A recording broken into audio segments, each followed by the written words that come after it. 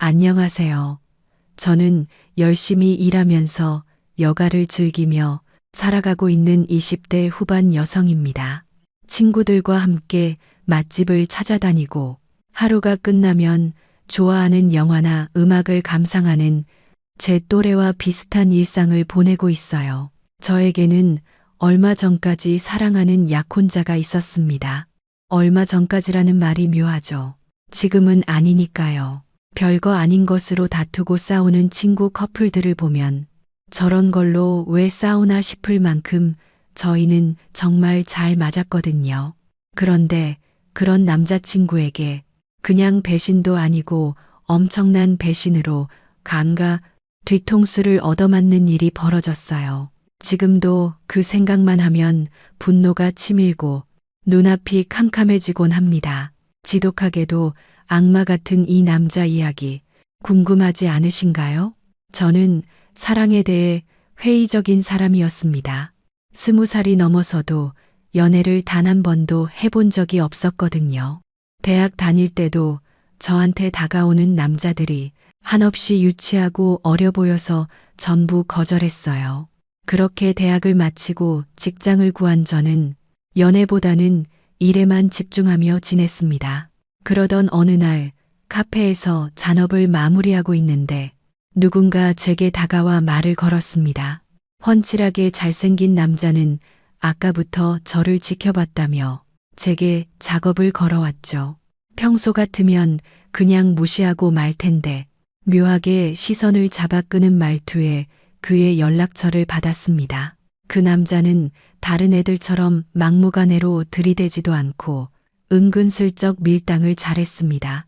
제가 너무 다가온다 싶어 멀어지면 당기다가도 또 관심이 생기는 것 같으면 며칠째 연락하지도 않는 등 고수의 스킬을 가진 남자였어요. 저는 그 남자한테 속절없이 빠져들었습니다. 그렇게 그 남자는 제 첫 번째 남친이 되었어요. 막상 사귀게 되자 남친은 정말 저한테 잘해줬습니다. 간이나 쓸개까지 빼줄 것처럼 굴며 성심성의껏 구는 남친 때문에 하루하루가 행복했습니다. 고된 회사 생활도 힘들지 않을 정도로요. 아, 이래서 친구들이 그렇게 연애를 하는구나 싶은 생각도 들었습니다. 연애의 참맛을 이제야 깨달았다고나 할까요? 그와 사귄 지 1년, 그는 좀 빠르다 싶게 제게 프로포즈를 했습니다. 제가 아직 나이도 어리고 서로에 대해 잘 아는 것 같지도 않은데 벌써 결혼은 이르지 않냐고 하니까 남친은 펄쩍 뛰면서 빨리 저와 결혼해 단란한 가정을 꾸리는 게 자신이 가장 바라던 일이라고 말하더군요. 남친은 저보다 7살이 많아 결혼 정년기이긴 했지만 사실 사회초년생인 저에게 결혼은 멀게만 느껴졌습니다. 하지만 남친은 끈질기게 결혼 설득을 했고 남친과 헤어지기 싫었던 저는 마지못해 결혼 승낙을 하였습니다. 그러자 남친은 기뻐서 어쩔 줄 모르며 빨리 양가 부모님을 뵙고 날짜를 잡자고 하더라고요. 일사천리로 진행되는 일에 정신을 차릴 수 없었습니다. 원래 다들 이렇게 결혼하냐고 하니 다들 비슷한 거 아니냐는 친구들 말에 결혼이란 이렇게나 정신없고 고된 행위구나 싶어 한숨이 나왔습니다. 그리고 결혼을 앞둔 남친은 제게 자주 경제 사정에 대해 어려움을 토로했습니다. 얼마 전에 친구한테 돈을 좀 빌려줬는데 아직 갚지 않아 힘들다고 하면서 이번 달 데이트비는 네가 부담하면 안 되겠냐는 식의 말을 자주 했어요. 직장 생활을 하고 있기도 하지만 집에서 따로 용돈도 받는 제 입장에선 부담이 되지 않아 그렇게 하자고 했지만 결혼을 앞둔 그의 경제 상황이 의심도 되고 걱정도 되는 건 당연했습니다. 하지만 남친은 걱정하지 말라며 자신의 아버지에게 저를 소개시켜 주었습니다. 늦지 않게 아빠 회사로 와. 알았지? 집도 아니고 왜 회사로? 좀 부담스러운데. 아빠가 일이 많아서 회사서 얼굴 보고 싶다고 하시더라고. 안 될까? 뭐 어쩔 수 없지. 그럼 이따 만나. 저는 남친과 통화를 마치고 그날 저녁 아버님의 회사로 향했습니다. 남친에게 전해 듣기로는 자신의 아버지가 이 회사에서 중요한 직책을 맡고 있어 하루하루가 바쁘시다고 하더라고요. 회사 1층에 위치한 카페에서 저는 남친과 함께 아버님을 조용히 기다렸습니다. 기다리는 내내 남친은 아버님의 일에 대해서 무척 오버하며 떠들어댔습니다. 저는 고개를 대충 끄덕이며 그런 남친의 말에 화답했죠. 얼마간 시간이 흐르고 아버님이 카페로 들어오셨습니다. 저는 벌떡 일어나 인사를 드렸어요. 안녕하세요. 아이고, 어서 와요. 만나서 반가워요. 녀석의 아들 말이 많기에 어떤 아가씨를 사귀나 했더니 이렇게 참하고 예쁜 아가씨라니 기분이 좋군요. 아닙니다. 과찬이십니다. 일단 앉아서 얘기하죠. 말 편하게 하셔도 돼요. 아버님, 그래, 내가 아버님이지. 내가 아버님이란 소리를 다 듣더니 이거 아들 낳은 보람이 이제야 나는구만. 아빠는 무슨 말을 그렇게 해. 뭐 어때? 기분이 좋아 그렇지. 보다시피 우리 희건이가 워낙 내성적이라 그간 여자도 못 사귀고 혼자 빌빌 쇳돌았다지. 그래서 내가 걱정이 많았어. 그런데 이렇게 똑 부러지고 예쁜 아가씨를 데려올 줄 알았으면 잔소리 안 하고 있을 걸 그랬나 봐. 희건 씨가 내성적이라고요? 아빠는 내가 무슨 내성적이라고 그래? 내가 얼마나 활발한데. 그랬나? 아버님의 말은 놀라웠습니다. 카페에 앉아 있는 제게 불쑥 찾아와 말을 건 남친을 떠올려 보면 내성적인 거와는 거리가 멀었는데 말이죠. 아버님은 겸연쩍게 웃으시더니 이내 본론을 꺼내셨습니다. 그래, 결혼식은 언제가 좋으려나? 역시 5월 달이 나을까? 5월이면 한 달도 안 남았는데요. 너무 일러요. 그러게, 우리 태희도 준비할 시간이 있어야지. 아직 태희 부모님한테도 얘기를 안 드렸고. 그래, 나야 빨리 둘이 결혼하고 집에 들어왔으면 하는 마음에 그렇지. 아빠는 진짜 아빠 생각만 해. 남자 둘이 사는 적적한 집안에 여자가 들어오면 얼마나 생기가 나겠어. 희건이 엄마 죽고 나서는 집이 늘 어둡고 칙칙해서 아버님 하시는 말의 대부분은 이해할 수 없는 말투성이었습니다. 결혼 날짜며 집에 들어와 사는 거 전부 남친하고는 하나도 상의가 안 된 부분이었고요. 제가 당황하자 아버님은 대충 얘기를 마무리 지으시고는 자리에서 일어나셨습니다. 아버님이 돌아가시고 나자 저는 남친을 추궁했어요. 아버님이랑 같이 산다고? 그게 무슨 말이야? 아, 그게 둘이 나가서 살려면 집이 필요한데 우리 집 형편이 그렇게 좋지가 못해서 일단 들어와서 같이 살고 나중에 분가하는 게 어떻겠나 싶어서. 그래도 나와 상의는 했어야지. 갑자기 이렇게 말하면 어떡해. 왜 우리 아빠랑 같이 사는 거 싫어? 아빠 요리도 잘하시고 시집살이 같은 것도 전혀 안 시키실 분이야. 아까 말씀하시는 것만 봐도 그렇게 느껴지지 않아? 그런 문제가 아니잖아. 아무튼 좀 혼란스러워. 알아. 내 마음이 어떤지. 하지만 지금은 우리가 열심히 벌어야 할 때잖아. 당장 집 구해서 나가는 것도 쉬운 일은 아니니까. 그러니까 내가 결혼을 서두를 필요 없다고 했잖아. 우리 집에서는 벌써 결혼 얘기를 하냐며 야단이시라고. 서로 준비가 좀 된 다음에 하면 안 돼? 이렇게 말하면 어떡해? 나 이미 회사나 친구들한테도 다 얘기해놔서 물릴 수도 없다고. 게다가 내가 그랬잖아. 너 없이 하루하루 사는 거 너무 힘들다고. 빨리 너랑 같이 살고 싶단 말이야. 너는 안 그래? 나도 그래. 하지만 현실적으로 생각해봐. 아무 준비가 안 된 상태에서 어떻게 결혼이라는 걸 할 수 있겠어? 오빠도 알다시피 결혼은 쉬운 게 아니잖아. 우리 조금만 더 생각해보자. 태희야, 이러지 마. 조금만 욕심을 버리면 되잖아. 남친의 고집이 막강했습니다. 제가 하는 말이 틀리진 않다고 하면서도 결혼에 대한 뜻을 굽히지 않는 남친 때문에 결국 그 다음 주에는 저희 집에 인사를 드리러 갔어요. 엄마 아빠는 탐탁지 않은 얼굴이셨습니다. 남친의 직업이나 나이, 그리고 경제 상황도 마음에 들지 않으신 눈치였어요. 남친은 예상대로 본인을 강력 어필하였습니다. 어떻게든 저의 부모님 마음에 들게 하기 위해 안간힘이었어요. 다른 건 몰라도 태희 눈에 눈물 안 흘리게 할 자신이 있습니다. 그래, 살다 보면 다툴 일도 많을 텐데 그럴 땐 어쩔 건가? 그럴 때마다 무조건 제가 져주겠습니다. 무조건 태희 말이 맞다고 하겠습니다. 그 말 마음에 드는구먼. 그럼 허락해 주시는 건가요? 뭐 둘이 그렇게 좋다면야 어쩔 수 없지. 여보, 그렇게 쉽게 생각하면 어떻게 해요? 감사합니다. 아버님, 어머님. 행복하게 잘 살겠습니다. 남친은 벌떡 일어나서 허리를 숙여 감사 인사를 했습니다. 저도 이렇게까지 좋아하는 남친을 보니까 기분이 좋았어요.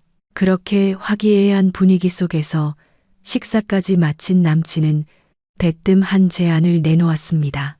아버님, 어머님, 죄송하지만 저희가 아직 독립하기에는 많이 부족해서 일단 결혼하면 저희 아버지와 같이 살 생각입니다. 물론 제가 생각해도 태희가 힘들어할 것 같아서 되도록 빨리 분가할 예정이라고 하는데요. 그게 무슨 소린가? 시어머니도 안 계시고 시아버지를 모시고 살라니 태희가 얼마나 불편하겠어. 당연히 그렇겠죠. 그래서 제가 많이 생각해 봤는데요. 일단 아버님께서 조금만 도움을 주시면 저희가 바로 독립할 수 있을 것 같아서요. 그게 무슨 말이야? 아직은 저희가 부족하니 아버님이 보태주시면 분가가 바로 가능할 것 같아서요. 뻔뻔하긴, 그러니까 자네 말은 우리가 집을 해달라는 소리지. 네, 이런 얘기 꺼내는 저도 너무 죄송스럽고 할 말이 없습니다. 아빠는 남친의 말에 한숨을 내쉬더니 일단 알겠다고 하셨습니다. 겨우 허락을 받은 결혼에 또 다른 먹구름이 끼는 것 같았어요. 그리고 이번에도 남친은 제게 상의 한마디 없이 아빠한테 폭탄 발언을 던진 거니 화도 났고요. 저는 화가 나서 그대로 돌아오려고 했는데 남친이 붙잡았어요. 뒷머리를 벅벅 긁으면서 자기가 부족한 게 많아서 자격지심이 있어 잠시 화가 난 거라고 하더군요. 모두 변명 같은 말들이었지만 바보같이 전 그만 넘어가고 말았습니다. 처음 사귄 남자친구와 결혼까지 약속했다 보니 그를 부정하는 게 나 자신을 부정하는 것 같아서 쉽지가 않았어요. 저와 남친은 말없이 거리를 걸었습니다. 4월이어도 밤엔 꽤 쌀쌀한 날씨였어요. 남친은 입고 있던 재킷을 벗어 제게 덮어주었습니다. 이렇게 한결같이 다정한 모습을 보면 괜찮은 사람 같다가도 왠지 모를 보여주는 면모는 너무 낯설어서 자꾸만 불안해졌습니다. 요즘은 이런데도 노숙자가 다 있네. 불쑥 꺼낸 남친의 말에 시선이 돌아갔습니다. 나이가 많아 보이는 아저씨가 몸을 있는 대로 웅크려 신문지 몇 장간 바닥 위에 누워 계셨습니다. 남친은 인상을 찌푸리며 그를 스쳐 지나가려 했지만 저는 그냥 두고 볼 수 없었어요. 이런 날씨에 여기서 주무시다가 덜컥 안 좋은 일이 생기면 어쩌나 싶은 마음에 아저씨에게 가까이 다가갔습니다. 아저씨, 괜찮으세요? 왜 말을 걸고 그래? 그냥 가자. 잠깐만, 이런 데서 주무시다가 아프시면 어떡해? 기다려봐. 저는 아저씨를 흔들어 깨웠습니다. 노숙 생활이 익숙지 않은 사람 같아 보였어요. 남루한 차림새는 아니었거든요. 닦지 못해 덥수룩한 머리를 하고 있었지만 얼굴은 깔끔했습니다. 저는 추위에 떨고 있는 아저씨한테 잠시 기다리라고 한 뒤에 편의점으로 뛰어들어가서 따뜻한 음료수와 핫팩을 사서 돌아왔습니다. 그리고 아저씨에게 건넸어요.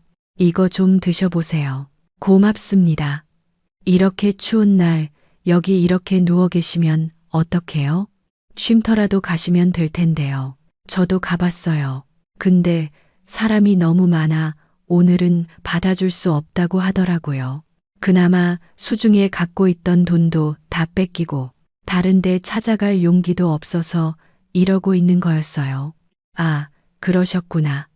그럼 제가 가까운 쉼터나 경찰서라도 데려다 드릴게요. 그렇게 신세를 줘서도 되나? 뭐가 어때서 그래요? 저 지금 할 일도 없고 완전 한가해서 그래요. 할 일이 없긴 왜 없어? 나랑 얘기 중이었잖아. 우리 할 얘기 다 끝났잖아. 오빠 이만 집에 가. 나 이분 도와드리고 갈게. 남친의 말에 기분이 상한 저는 그를 본체 만체하고 아저씨를 일으켜 드렸어요. 몸이 굳었던 아저씨는 따뜻한 음료를 마시고 조금 나아진 듯 했습니다. 저는 택시를 태워 아저씨를 근처 모텔로 모셔다 드렸습니다. 쉼터를 찾기에는 시간이 너무 늦어지기도 해서 오늘은 모텔에서 주무시는 게 낫겠다고 하고 카운터에서 계산을 해드렸습니다. 택시를 타고 오면서 들은 얘기로는 가족과 함께 사업을 하며 너무 행복하게 살았던 아저씨는 갑작스런 사업 실패로 인하여 가족들과 뿔뿔이 흩어졌다고 하셨습니다. 개인 파산 신청까지 한 아저씨는 빈털터리가 되었지만 가족들에게 그나마 남은 재산을 다 주고는 혼자 정처 없이 떠도는 중이라고 했어요. 저는 아저씨의 사연이 너무 가슴 아팠습니다. 제게 연신 고맙다고 인사를 한 아저씨는 꼭 이 은혜 갚겠다고 말씀하셨어요.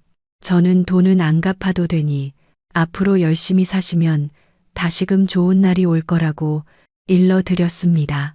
그렇게 아저씨와 헤어지고 집으로 돌아오는 길, 아무리 곰곰이 생각해봐도 남친의 태도가 미심쩍게 가슴에 남았습니다. 소외된 어려운 이를 돕는 봉사활동을 즐겨 한다고 했던 그였는데 노숙자를 보고 눈살을 찌푸리던 모습은 전혀 생각과 달랐기 때문입니다. 아무래도 제가 남친에 대해 뭔가 크게 놓치고 있다는 생각이 들었습니다. 그렇게 그와 헤어지고 돌아온 뒤 저는 남친에게 생각할 시간을 좀 갖자고 말했어요. 당연히 남친은 무슨 일이 있냐며 집착했죠. 저는 딱히 답변을 주지 않고 그렇게 한 달의 시간이 흘렀습니다. 물론 한 달 동안 아예 연락을 끊고 산 건 아니었습니다. 남친은 끈질기게 제게 전화를 했고 전화 통화는 간간히 했습니다. 저도 이렇게 계속 그와의 연락을 피하고 있을 수만은 없었습니다. 무언가 결단이 필요했죠. 그러던 차에 놀랍게도 남친의 아버님에게 연락이 왔습니다. 저는 깜짝 놀랐어요. 아버님은 제게 잠깐 만나줄 수 없겠냐고 물어봤습니다. 부담스럽긴 했지만 무슨 얘기를 하실지 예상이 가기도 해서 그러겠다고 했습니다. 그렇게 저는 그날도 아버님 회사로 향했습니다. 회사 로비를 막 들어서서 아버님께 도착했다고 문자를 드리려던 참이었는데 누군가 제 앞으로 다가왔어요. 저는 놀라서 반사적으로 몸을 뒤로 뺐습니다. 그러자 눈앞에 아저씨가 반색을 하며 인사를 하는 게 아니겠어요. 아가씨, 네, 모르겠어요. 아저씨. 그때 나 도와줬던 그 아가씨, 맞죠? 그죠? 와, 이런 데서 다 만나네. 여기 회사 다녀요? 아, 그건 아닌데 아무튼 반가워요. 아저씨 여기서 일하시는 거예요? 맞아요. 그때 아가씨가 도와주면서 한 말에 내가 용기를 얻고 다음 날부터 열심히 일자리를 구하러 다녔거든. 아무리 사장 소리 들으며 떵떵거렸다고는 하나 그땐 과거고 지금은 지금이니 경비 자리도 나한테는 황송하죠. 이런 지 이제 보름쯤 됐어요. 와, 진짜 다행이에요. 가족들하고는 만나셨어요? 내가 염치가 있어야지. 아직 좀 더 있다가 돈 좀 모아서 찾아가려고. 정말 잘 됐네요. 이렇게 열심히 사시니까 또 빚 볼 날이 있을 거예요. 아무튼 이렇게 만났으니 내가 돈은 갚아야지. 잠깐만요. 아니에요. 받으려고 드린 돈도 아니고 얼마 되지도 않는데요. 넣어주세요. 그래도 이렇게 보낼 수가 있나? 그럼 커피 한 잔만 사주세요. 아니, 그걸로 되겠어? 그럼요. 아주 충분해요. 저는 아저씨와 나란히 카페에 앉았습니다. 경비복을 입은 아저씨는 그때보다도 건강도 좋아 보이고 얼굴빛도 환하게 바뀌어 있더라고요. 다행히 포기하지 않고 자신의 인생을 멋지게 살아가는 아저씨가 멋있어 보였습니다. 멋지세요. 멋지긴 뭘, 아가씨가 더 멋지지. 근데 우리 회사에 무슨 일로 오셨어? 사실은 남자친구 아버님이 여기 근무하시거든요. 얼굴 보자고 하셔서 왔어요. 그게 누군데? 내가 웬만큼 높은 사람들은 다 알아. 성함이 김중건이신데 혹시 아세요? 나도 이름만 들어선 잘 모르겠네. 그러시죠. 곧 오실 때 되셨어요. 저는 저쪽에서 걸어오는 아버님을 보고 몸을 일으켰습니다. 아저씨도 재빨리 일어나 커피를 치우셨고요. 아저씨가 자리를 비켜주는 사이 아버님이 제 앞에 앉으셨어요. 새로운 경비로 하는데 아는 사이야? 네, 조금이야. 신기하구만. 부잣집 아가씨가 저런 경비원을 어찌 알지? 인연은 어디서든 만나기 마련이니까요. 그것도 그렇지. 그런데 어쩐 일로 부르셨어요? 다름이 아니라 요즘 희건이 몸 상태가 영 별로야. 병든 닭마냥 제대로 일도 못하고 살고 있다고. 그래서 말인데 태희가 화를 좀 풀어줬으면 좋겠다. 애가 반성은 많이 하고 있는 것 같으니까. 화난 거 아니에요, 아버님. 둘이 싸운 게 아니야? 외람된 말씀이지만 저희 결혼을 다시 생각해 보려고요. 그게 무슨 소리냐? 서로에 대해서 잘 모르고 하는 결혼이라 조금 더 알아갈 시간이 필요할 것 같아서요. 결혼이 서로 맞춰가고 그런 과정에서 싸우기도 하는 거지. 알아갈 시간이 뭘 또 얼마나 필요하다고 그래. 죄송해요, 아버님. 그래, 어쨌든 헤어지는 건 아닌 거지? 네, 그럼 됐다. 아유, 내가 마음을 얼마나 졸였는지 몰라.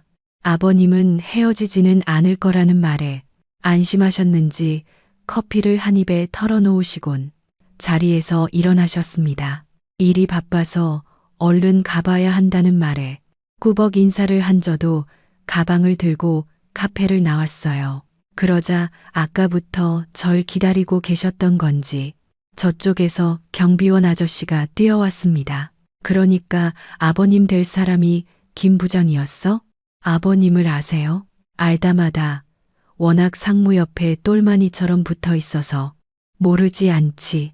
성과는 없는데 아부만 잘해서 지금까지 목숨 부지하고 있다고 말들이 많아. 그래요? 아휴, 내가 괜한 소리를 했네. 이상하다. 네, 뭐가요? 내가 아는 김 부장은 아들 하나밖에 없는 걸로 아는데. 맞아요. 제가 사귀는 남자친구요. 그럴 리가 없는데 그게 무슨 소리세요? 아니, 내가 여기 온 지 얼마 안 됐긴 했지만 일주일 전에 여기 순찰하다가 떠드는 소리 들었거든. 김 부장이 할아버지가 된다고 하더란 말이야.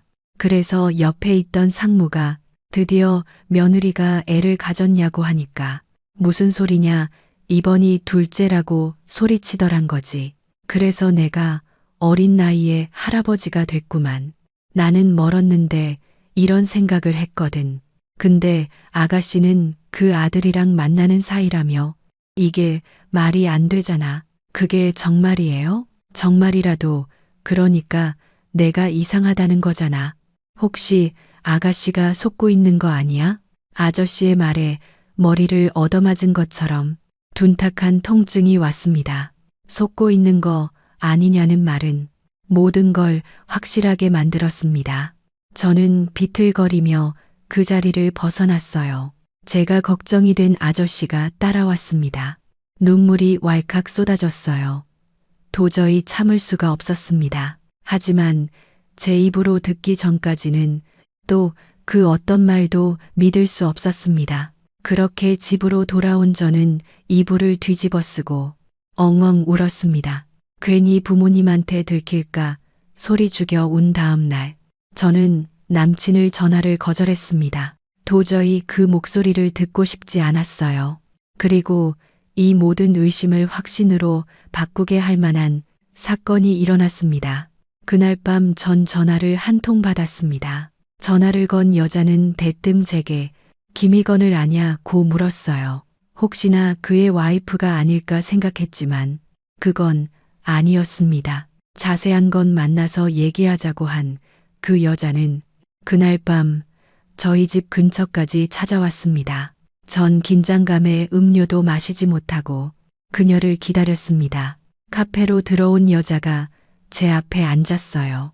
냉랭한 바람이 불 것 같은 얼굴을 한 그 여자가 바로 본론을 꺼냈습니다. 그 새끼 완전 쓰레기예요. 네? 아직 아무것도 모르는 모양인데 저 그 남자랑 3년 만났어요. 3년이요? 그리고 그 남자 부인도 있는 거 알죠? 그게 정말이군요. 그래요. 얼마 전에 둘째까지 나왔더라고요. 그러면서 제게는 늘 이혼할 거라는 말을 수도 없이 했죠. 근데 그 인간이 나로도 부족해서 당신을 만나고 다니더라고요. 대가 기가 막혀서. 잠깐만요. 그러니까 제 남자친구가 지금 부인도 모자라 당신이랑 나까지 만나고 있었다는 거죠? 맞아요. 저한테. 그쵸. 완전 역겹죠. 나도 당신까진 만나는 거 알고 눈이 돌아서 여기까지 온 거예요. 내가 안 미치고 백이겠어요? 그 인간한테 들어간 돈이 얼만데. 돈이라니요? 당신한테는 아직 돈 얘기는 안 꺼냈나 봐요. 이혼하려고 하는데 마누라가 위자료를 많이 달라고 한다며 나한테 보태달라고 해서 돈 줬더니 입 싹 닫고는 모른 척 하더라고요. 이혼은커녕 애까지 나서 제가 불같이 화를 냈더니 너 없이는 안 된다며 질질 짜고 빌던데 어이없죠? 눈물이 절로 차올랐습니다. 그러고 보면 저희 집에 와서 결혼 승낙을 받을 때도 아파트를 달라고 뻔뻔히 요구했던 남자였습니다. 게다가 여자가 하나도 아니고 둘이었다니 기가 차서 말이 나오지 않았어요. 제가 황당한 얼굴을 하고 있자 여자는 다시 입을 열었어요. 이렇게 당하고만 있지 말고 얼른 헤어져요. 그럴 거예요. 하지만 이대로는 못 끝내요. 그럼 무슨 방법이라도 있어요? 나처럼 돈 뜯긴 것도 아니라며. 어떡해요? 지금 모르겠어요. 하지만 이대로는 도저히 참을 수 없어요. 그래요. 무슨 복수를 할 생각인지 모르겠지만 그 복수 나도 도울게요. 감사해요. 감사는 뭘 쓰레기 분리수거나 잘하자고요. 머리끝까지 차올랐던 분노는 오히려 식어 온몸을 차갑게 만들었습니다. 이제 제게 남은 건 저를 그동안 농락했던 놈에게 대한 복수심뿐이었어요. 그동안 뭐가 좋다고 그를 만나며 힘들게 인연을 이어온 건지 스스로가 한심하고 바보 같았습니다. 하지만 엎질러진 물을 다시 주워 담을 수 없듯이 저 또한 그럴 수 없음을 깨닫고 복수를 진행하기로 마음먹었습니다. 가장 좋은 건 아무래도 공개적인 망신이겠죠. 저는 며칠 뒤 남친에게 만나자고 전화를 걸었습니다. 드문드문 연락하던 여자친구가 다시 만나자고 하니 그는 무척 기뻐했습니다. 전화기 너머 들리는 가식적인 음성에 소름이 끼쳤습니다. 하지만 이 목소리를 듣는 것도 오늘이 마지막이 될 거니까 괜찮았어요. 그리고 아버님 회사로 오라고 한 뒤에 조금 더 일찍 회사로 찾아가 경비원 아저씨를 만났습니다. 아저씨는 제 사연을 듣고 난 뒤에 무슨 일이든 돕겠다고 말씀하셨어요. 저는 아저씨에게 잠시 뒤에 화재 경보기를 작동시켜 달라고 한 뒤에 나머지는 제가 알아서 하겠다고 했습니다. 30분쯤 지났을까 남친이 회사로 들어왔습니다. 아니, 왜 여기서 보자고 한 거야? 왜, 오빠. 아버님 회사잖아. 뭐야, 이제 화 다 풀린 거야? 난 자기가 왜 화난 건지도 모르고 그동안 끙끙 앓았잖아. 진짜 몰랐어? 내가 왜 화가 난 건지 진짜 몰랐냐고? 내가 어떻게 알겠어? 그날 아버님, 어머님 만난 뒤로는 영 분위기가 쎄하길래 내가 무슨 실수했나 했지. 그래, 실수했지. 진짜? 너 무슨 실수였는데? 우리 아빠한테 아파트 사달라고 했잖아. 왜 실수야? 결혼할 사람이 충분히 할 수 있는 말 아니야? 그래, 충분히 할 수 있는 말. 화 다 풀린 거 아니었어? 저는 경비 아저씨에게 신호를 보냈습니다. 아저씨가 화재 경보기를 작동시켰어요. 요란한 소리가 건물에 울려 퍼지자 이내 사람들이 소란스러워졌습니다. 아이고, 불이 났나 봐. 뭐야, 불난 거야? 사람들이 우왕좌왕하며 우르르 로비로 쏟아져 나왔어요. 입구로 나가는 문을 걸어 잠궈둔 아저씨 때문에 밖으로 나가지 못하고 몰린 인파로 인해 순식간에 로비가 시끄러워졌습니다. 이내 화재 경보기가 작동을 멈췄습니다. 아저씨는 큰 소리로 외쳤어요. 고장이 났나 봅니다. 죄송합니다. 아저씨의 말에 사람들이 너도나도 투덜거렸어요. 인파 속 아버님이 우리를 발견해 다가오셨죠. 아니, 너희들이 여기는 어쩐 일이냐? 어쩐 일은요? 저희 희건 씨랑 결혼하려고 허락받으러 왔습니다. 우리 어디 가서 얘기 좀 하지. 왜요? 여기 회사분들 다 계시는데 이곳에서 발표하려고요. 아버님은 눈에 띄게 당황하시며 어떻게든 자리를 피하려고 하셨지만 소용없었습니다. 이미 옆에 있던 상무님과 다른 직원들이 저희를 발견했거든요. 결혼이라니? 이게 무슨 소리야? 아, 그게요. 얼마 전에 둘째 나왔다고 하지 않았어? 그러게요. 둘째라니요? 결혼도 안 한 사람한테 그게 너무 심한 말 하시는 거 아닌가요? 저 여기 부장님 아드님이랑 곧 결혼할 사이입니다. 부장님 아드님은 한 분밖에 없는 걸로 알고 있는데 아닌가요? 네, 아버님, 말 좀 해보세요. 그게 말이다. 안색이 하얗게 질린 아버님과 남친은 어쩔 줄 모르더라고요. 이제야 가면이 벗겨진 두 부자에게 제대로 망신을 줘야겠다 싶었습니다. 뭐예요? 진짜 유부남이었어요? 세상에, 저희 아빠는 그것도 모르고 하나밖에 없는 딸 시집 간다고 아파트 사준다고 했었는데 아파트도 저희 쪽에서 구입하려고 계속 시키셨잖아요. 내가 언제? 뭐야, 우리 나가서 얘기하자. 내가 다 설명할게. 설명하긴 뭘 설명해? 김 부장, 도대체 어떻게 된 일인가? 그게 말입니다, 상무님. 어떻게 된 일이긴요. 김 부장님 아드님이 제게 결혼 사기를 친 겁니다. 이미 결혼하여 자식도 있는 사람이 저희 집안 돈을 노리고 아빠랑 짜고 친 사기극에 제가 보기 좋게 당할 뻔했어요. 정말인가? 아니, 이 사람 회사에서 횡령한 것도 내가 눈 감아줬더니 무엇을 사람이 새. 아닙니다, 상무님. 오해십니다. 그런 거 아니야. 내가 사기를 무슨 사기를 쳐. 남친이 제 앞에서 쩔쩔매고 있을 때 인파를 가르고 두 사람이 등장했습니다. 다름 아닌 현 부인과 저와 마찬가지로 바람을 피우고 있던 여자였죠. 상황을 믿지 못하던 부인은 우리의 모습을 보더니 경악하며 바닥에 엎어져서 통곡했습니다. 아이고, 내가 이럴 줄 알았어. 안 그래도 의심스러웠는데 나 말고도 여자를 둘이나 더 만나고 있었다니. 내가 못 살아. 세상에, 무슨 계획인지 궁금했는데 이렇게 공개적인 망신이라니. 너무 통쾌한데요? 이게 다 뭐야? 어떻게 알고 여기로 온 거야? 아, 이래서 아버님을 굳이 회사에서 보자고 한 거군요. 집에 가면 진짜 마누라가 있으니까.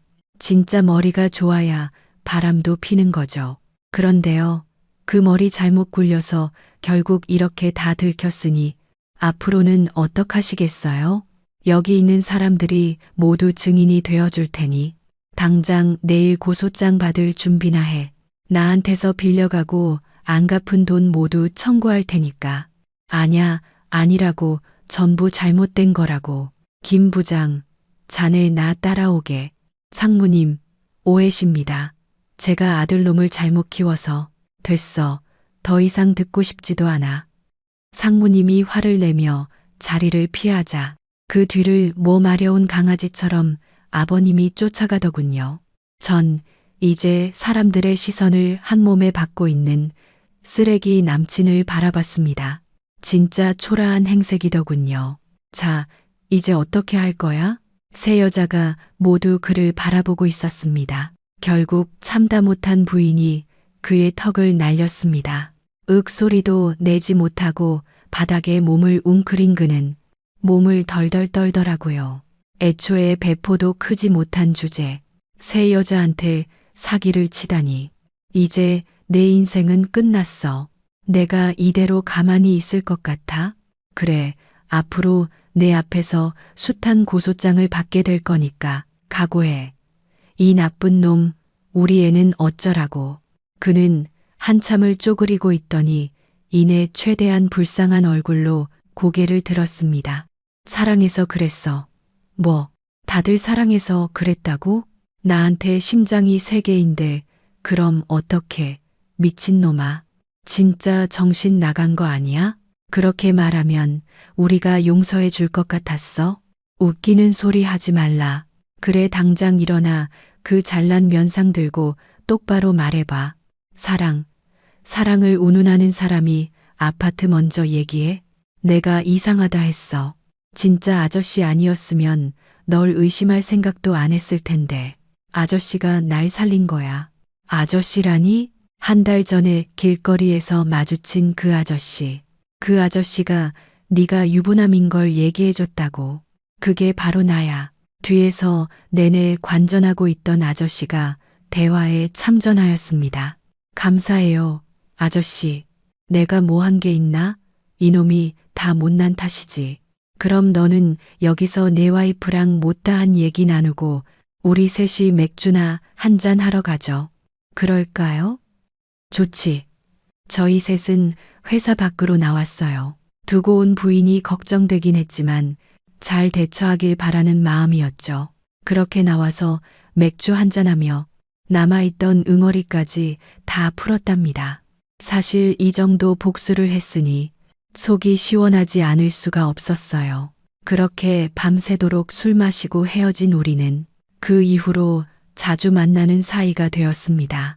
전 남자친구를 씹으며 수다 떨고 월급 모아서 결국 자기 아이들 다시 만나게 됐다는 아저씨 얘기 들으며 기뻐해 주기도 했어요.